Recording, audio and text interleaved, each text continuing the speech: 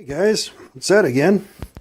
Well, we've got the XL125 down in the basement now.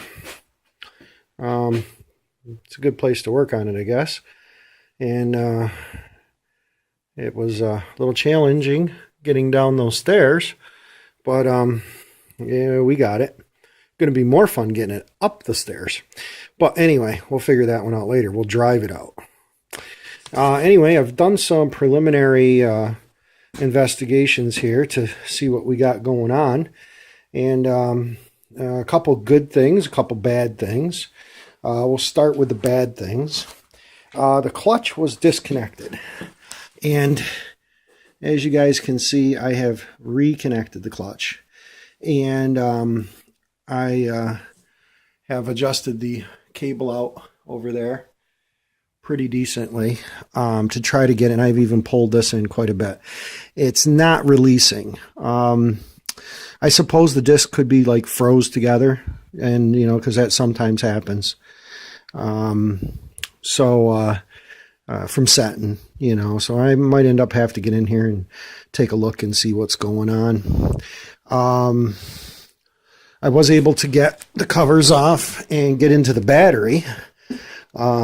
These bikes do have a battery because of the headlights and the signal lights and the horn and all the accessories.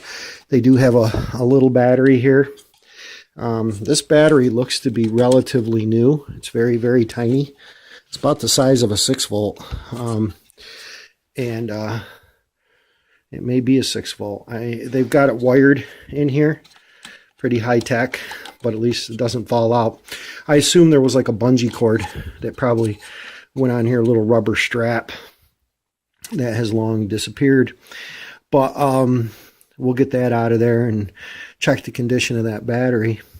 The other things I've noticed, like I said, you know, the wiring has been kind of pulled apart here a little bit, but it's all intact, and these are all original connectors. So I really have no issue with that. Ignition switch, like I said, original Honda key in it. So I took the plug out, and I took the gas tank off, as you can see, and the gas tank has got some gas in it, but it's pretty disgusting smelling. So I'm going to drain that out, try to clean that tank the best I can at some point. But in the meantime, I'll probably run it off a bottle or a plastic lawnmower tank or whatever I can find out in the garage to see if I can get her to fire. Speaking of fire, if you guys can make this out or not, let's see. That is the spark plug. I'll just boot it with my hand. I think there's too much light on it from the phone, but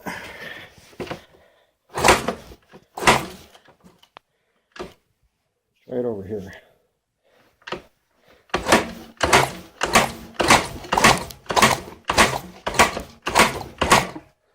I don't know if you guys saw any of that, but it does have spark, and it actually has pretty good spark. So that's a good thing. I also was concerned about these bolts up here being missing, but they're not. I do notice the valve cap here.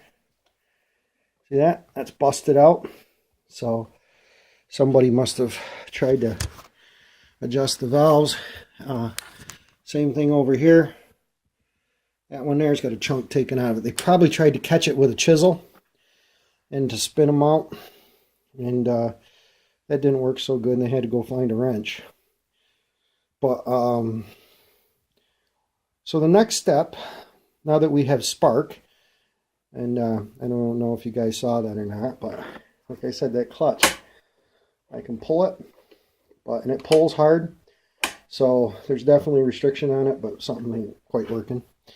But it definitely has spark, and I know it had compression from just kicking it over with the plug in it. So the next step will be to take this carburetor apart and see what's going on in there. So slide looks good. Seeing if they put it in backwards or something. Inside the carb down through there looks real good. So I'm pretty sure this won't be too bad of a carb to rebuild and get cleaned up.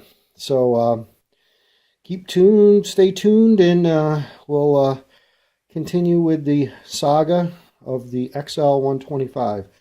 Thanks for watching, commenting, subscribing, and all that other good stuff. Bye.